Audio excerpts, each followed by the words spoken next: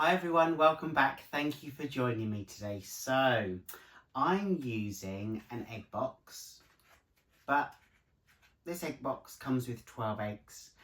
I've eaten the eggs. And this egg box is a larger one that I've used before. I think you've seen me do a couple before, but it just had 6 spaces. This one has 12. So, large egg box, square canvas. I've made my own base colour by combining 2 colours, so I will show you that colour in a moment, along with my colour palette. But I just want to say a big thank you to each and every one of you for joining me week after week, and I love that you're learning along the way with me too. It's such a privilege to be a teacher to you, and also I learn a lot from you too because you're so kind and give me lots of feedback. So I'm going to take you down on the canvas, I'm going to show you the colour palette. Let's see what we can create. Okay, so here's my colour palette. I've got my canvas and my egg box ready. You'll see that I've painted the sides, but I'll tell you a little bit more about that in a moment because I've used an opaque colour and a semi-opaque colour. But these are my 4 colours that I'm going to layer in the egg box. So I have a Brilliant Blue by Amsterdam. This is the Brilliant Blue. I've got a Phthalo Blue by Amsterdam. I have a Prussian Blue by Amsterdam. And I've got a silver, and this is by Arteza. And then my base colour is a combination of 2 of these colours. So I've got a Prussian Blue and a white. So in here I have 3 parts Prussian Blue to 1.5 part white, and I've mixed those together, and then I've used my usual pouring medium and water formula. I'll list all of these ratios in the description box below, but as you can see, by adding the white to the phthalo has made it more opaque, which means it's less see-through. So I've already painted my edges, and then I'm going to layer those colours in the egg box. I like to break all my processes up into manageable stages, and the first stage is always getting the base colour and consistency right on the canvas. So I pour the paint in the middle of the canvas. You can see there I've used my torch to pop any air bubbles, and I'm literally picking the canvas up and tilting it from side to side, back and forth, to ensure that I can cover most of that surface area with the paint that I've just layered on the canvas. I want really good consistency in terms of coverage, and this will really help the process as we go along.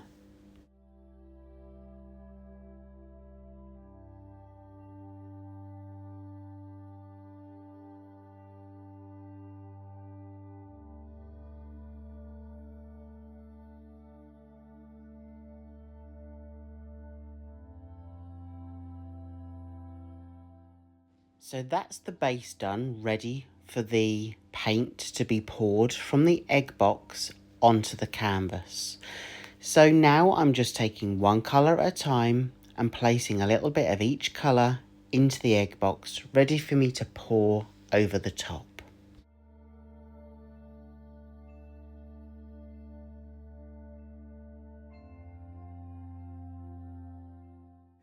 And don't forget, the colour palette that I'm using will be listed in the description box below. Just expand that description box and it will list lots of information like the paints, the brands and the ratios that I use for each of my techniques, and I really hope you find that useful.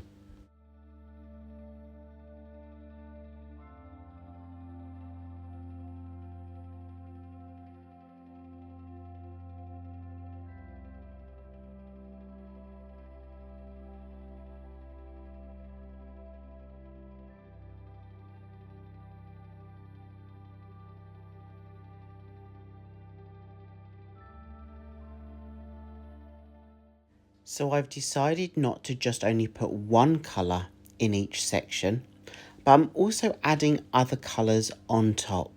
So you can see here, I've just added some of the silver into the blue sections.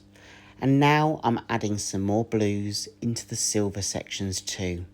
So all I'm doing is just adding a combination of colours within each of those egg sections. So it's a little bit like a cup where you put all your paints into one cup. I'm literally placing a couple of the paint colours and tones in each section, so when they're poured, they will be infused together and they'll mix together.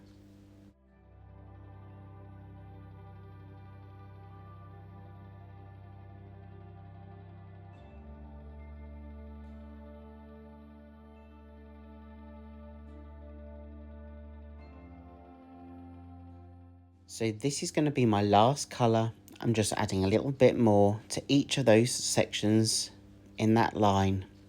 And that's now enough paint for me to place onto the canvas. And remember, I didn't fully push over the paint that's already on that canvas, because by adding the paint from this egg carton, this egg box, in a squiggly line, will add volume of paint to this too. So to minimise any paint wastage, I just ensure that I don't put too much paint on the base first. But of course you do need enough to ensure you get a good flow of paint when you stretch out the design. So you can see that I've tipped the paint from the egg box onto the canvas. And it doesn't look a lot, but I assure you that is more than enough, because as we pick up our canvas and stretch that paint, we're opening up the lines that you can see now. I'm just going to use my torch just to get rid of any of the air bubbles. So when I mix my paint with either a pouring medium or water, I'm adding air in as I mix. So every stir of that cup adds air into that paint mixture. So that's why you get those air bubbles, and I just pop those before we continue. So this part of the process is about opening up those lines and ensuring that I get full coverage of that canvas surface area and down the sides. So all I'm doing is lifting up the canvas, tilting it from side to side and pushing that paint over the edges. And I repeat that process until I'm happy with the full composition.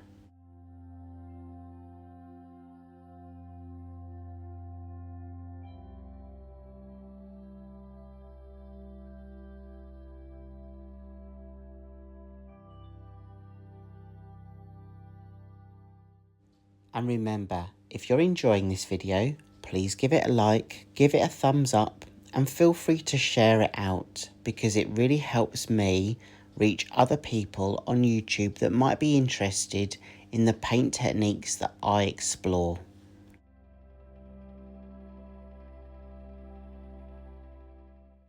You'll see that I do short movements from side to side before pushing that paint over the edge and then bringing it back on itself.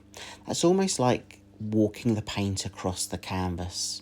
And what that does is it helps those lines maintain the form that they've got so they don't distort too much. But I'm really pleased with how this is turning out. And it's about getting the right composition and balance before you finish the process.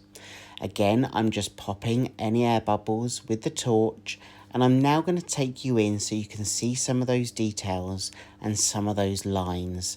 I just love how all these colours have infused together, and I do love those lines that go from one side to the other, and it really does remind me of a blue geode. I really love this technique, and I'm going to definitely do some more. Of course, once I've eaten some more eggs, so I've got the box to play with. I've really enjoyed this, and I'm going to let this dry, and then I'm going to take you in again just so you can see the dry version.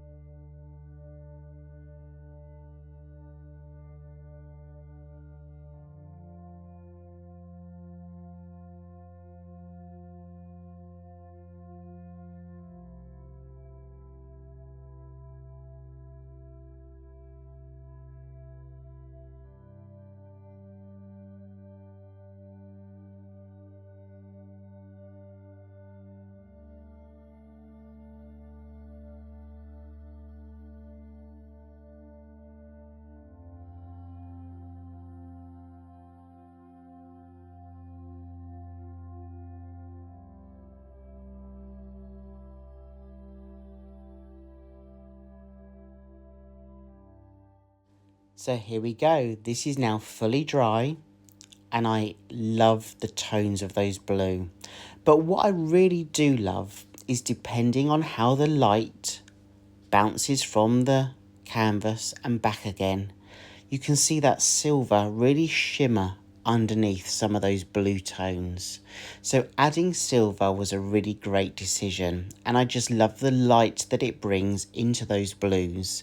But I also love how those tones and those hues have worked together to create different tones within that same colour palette. I've had so much fun, and I'm definitely going to try this again, but maybe in different colours. But blues are always a winner for me, and I love working with a blue colour palette. Let me know what colours you'd like me to experiment with, and let me know what you think about this design, and if you try it, let me know how you get on. Thank you so much for joining me. Thank you for all of your support, and I really hope I get to see you again in the next video. Take care everyone, and have a great week ahead. See you soon. Bye.